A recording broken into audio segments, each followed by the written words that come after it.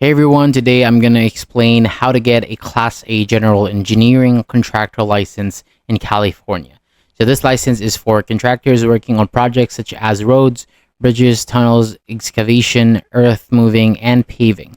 So to qualify, you need at least 4 years of journeyman level experience, meaning you can perform general engineering work without any supervision. But you also must be at least 18 years old and have a social security number or ITIN. Next, submit your application to the Contractor State License Board and complete any required fingerprinting. And once it is approved, you can schedule 2 exams, the Law and Business exam and the General Engineering Trade exam. And after passing both tests, submit the final documents requested by the board, and once everything is approved, your Class A license will now be issued. So that is all for today. Thank you so much for watching. For more videos like this, hit the subscribe button below and I'll see you on the next video.